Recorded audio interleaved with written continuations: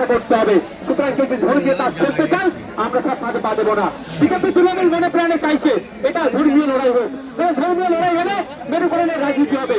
BJP ভাই দেখাবে, তৃণমূল বলবে বিজেপি চলে আসবে আমাদেরকে ভোট দেয়। এরা দুজনে মিলে এরা যে বাইনারি পলিটিক্স এটাকে এরা সীমাবদ্ধ রাখতে চাইছে। তাই আজকে এই লড়াই আপনাদেরকে মনে রাখতে হবে, আর্থসামাজিক লড়াই। আর সাথে সাথে আপনাদের বলি, শুধু এই লড়াই এখানে ক্ষান্ত হবে না। আমাদের রাজ্যে 26,000 ছেলে মেয়ের চাকরি বাকি রয়েছে, মনে আছে? আপনার আমার বাড়ির ছেলেরা বিশ্বজিতের বাড়ির ছেলে হতে পারে, লক্ষ্মীদার বাড়ির ছেলে হতে পারে, আমাদের পরিবারের সন্তান হতে পারে। শুধু রাজ্য সরকারের অপদক্ষতার জন্য, ব্যর্থতার জন্য, এসএসসির পরিষদের ব্যর্থতার জন্য বারবার কোর্ট বলছে যে কারা যোগ্য কারা অযোগ্য সেই পৃথকীকরণ করে দিন। এরা পৃথকীকরণ না করার ফলে 26,000-এর মধ্যে যারা যোগ্য তাদের চাকরি বাতিল হয়েছে। সেই সমস্ত যোগ্য শিক্ষকদের আমাদের পক্ষে আমরা আছি, ন্যাশনাল ফ্রন্ট আছে। আগামী দিনে রাজপথে তাদের হয়ে তাদের সাথে গলা মিলিয়ে আমরা আবার রাখবো। প্রস্তুত আছেন তারা কি? আর একটা দুঃখের বিষয়, রাজ্য সরকার বলছে এই আইন আমরা রাজ্যে লাগু হতে দেবো না। ভালো কথা, এই রাজ্যে লাগু না হওয়ার জন্য দুটো দিক আছে রাজ্য সরকারের। একটা, সরকারের প্রধান হলো সুপ্রিম কোর্টে মামলা করা, উনি এখনো কিন্তু করছেন না। রাস্তাঘাটে পথে ঘাটে যারা আমরা যখন এই আইনের বিরোধিতা করে আন্দোলন করছি আমাদের উপর আক্রমণ করছে। আজকে আমাদের ভাঙড়ের উপর দিয়ে ভাঙড়ের শোনার এখন এসে পৌঁছায়নি, এইরকম হতে পারে। সেই জন্য ভাঙড়ে আমরা একটা প্রোগ্রাম লাগিয়ে দিয়েছি, ভাঙড়ের ছেলেরা ওখানে প্রোগ্রাম করছে। কিন্তু এই বাসন্তী হাইওয়ের উপর দিয়ে যারা আসছিল তাদের উপরে পুলিশ আক্রমণ করেছে। তৃণমূল বলছে, মমতা ব্যানার্জি বলছে, রাজ্য সরকার বলছে আমরা এই আইনকে লাগু হতে দেবো না। আর আমরাও কি বলছি ভাই, এই আইনকে লাগু হতে দেবো না। তো তাহলে আমাদের দুজনের সুর কি আলাদা? দুজনের সুর তো এক, তাহলে আমাদের উপরে আক্রমণ হলো কেন? আমাদের আটকাতে হলে কেন? এই বললাম না, যখনই রাজ্য সরকার চাপে পড়ে দিল্লিগামী ফ্লাইট ধরে কোন দাদা দিদির সাথে কি সেটিং হয়ে যায় বোঝা মুশকিল। সব আমার বোন, আমাদের বাড়ির মেয়ে, আমাদের বাড়ির কন্যা তিলোত্তমান এখন আমরা ভুলে যাচ্ছি। যারা দায়িত্ব ছিল তদন্তের, সিবিআই, অমিত শাহজির দপ্তর, সব গোল মিলিয়ে গেল। তো দাদা দিদি একে অপরের পরিপূরক। আমাদের সজাগ থাকতে হবে। আমাদের আন্দোলন নয় না, আমাদের আন্দোলন প্রয়োজনে 6 মাস 1 বছর চালিয়ে দিতে হবে। আমি এখানে আবারও বলছি, সেখানে শান্তিপূর্ণ আন্দোলন হবে না, সেখানে আইএসএফ থাকবে না। সেখানে শান্তিপূর্ণ আন্দোলন হবে, সেখানে আইএসএফ উপস্থিত থাকবে। রাজ্য আমাদের, দেশ আমাদের, এই আইন আমাদের, সংবিধান আমাদের, আমাদের জন্যই তৈরি হয়েছে। তাই সরকার জোর দেখিয়ে যদি কেউ সংবিধানের আইনকে পরিবর্তন করতে কেউ চায়, আমরা গণতান্ত্রিক প্রক্রিয়াতে, মাঠে ময়দানে থেকে গণতান্ত্রিক প্রক্রিয়াতে এবং কোর্টে গিয়ে, সুপ্রিম কোর্টে গিয়ে এই আইন পরিবর্তন করাবো।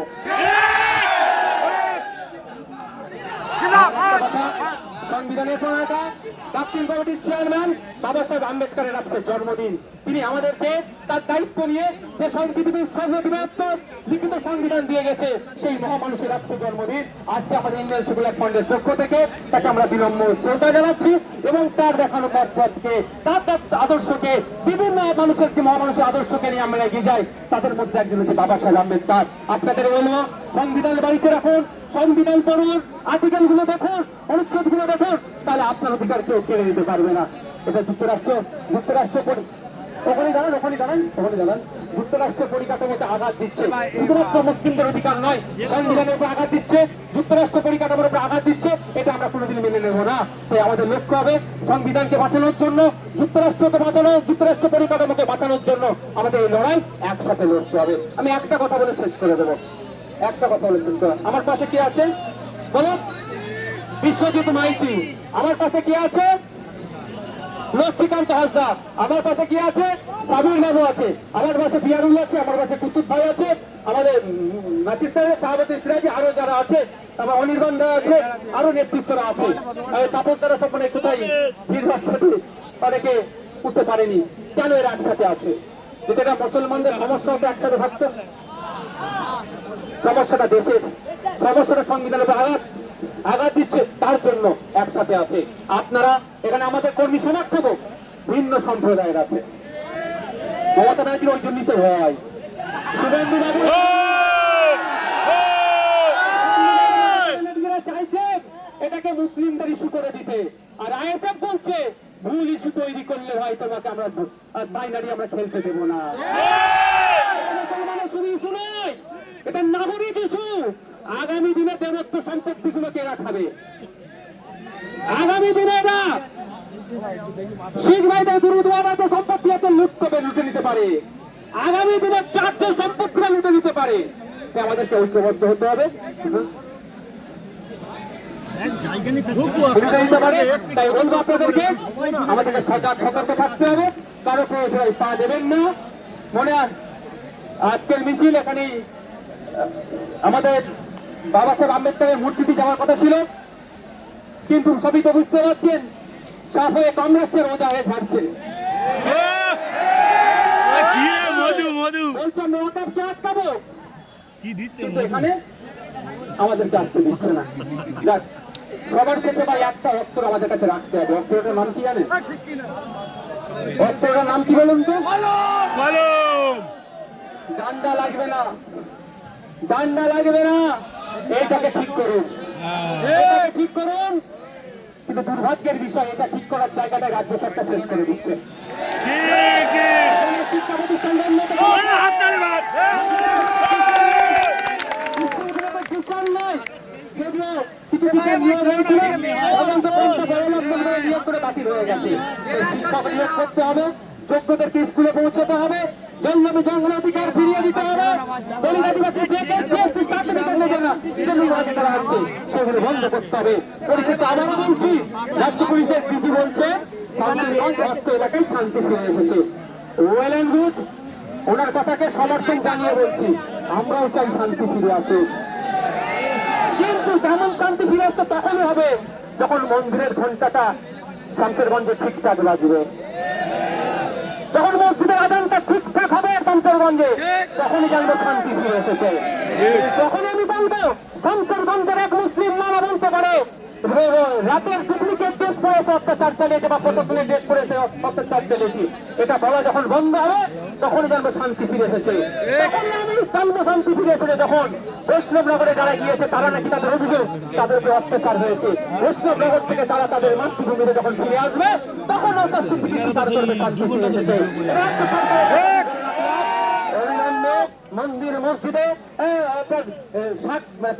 ঘন্টা থেকে আজান যাতে দ্রুত হয় তার ব্যবস্থা হোক, এবং সাথে সাথে আমাদের যা ভাইয়েরা ক্ষতিগ্রস্ত হয়েছে রাজ্য সরকার দায়িত্ব নিয়ে তাদের ক্ষতিপূরণ করুন।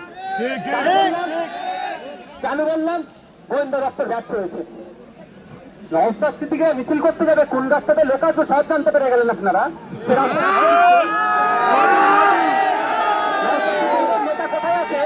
নওশাদ সিদ্দিকীর নেতা কোথায় আছে? গত রাত থেকে গিয়ে তাদের বাড়ি বাড়িতে পুলিশ গিয়ে বলছে তোদের মিটিংটা ক্যান্সেল হয়ে গেছে রে। এইসব ভয় আপনারা পাচ্ছেন, নওশাদ সিদ্দিকীর নেতা খুঁজে পাচ্ছে। তাহলে একটা এলাকায় অশান্তি হয়ে আপনারা গোয়েন্দা বিভাগ কি করছে?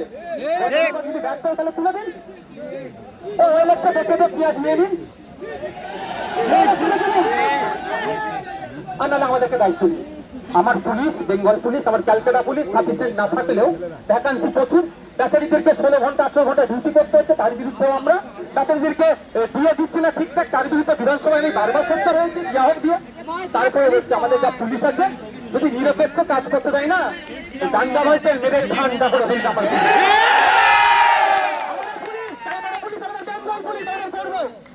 কিন্তু দুর্ভাগ্যের বিষয় রাজনীতিকরণ হয়ে যাচ্ছে, ফলে দাঙ্গাবাজদের জন্য লাঠিটা পেছন দিকে রাখছে, আর যারা সংবিধানকে প্রতিষ্ঠা করার চেষ্টা করছে, সংবিধানের উপর আক্রমণ হচ্ছে, যাগুলোকে আটকানোর চেষ্টা করছে তার বেলায় লাঠি তুলছে। বন্ধুগণ, এর জবাব আমরা কবে দেবো?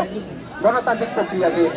এই আন্দোলন শুধু 2026-কে সামনে রেখে নয়, এই আন্দোলন 6 মাস 1 বছর চললে অসুবিধা হবে।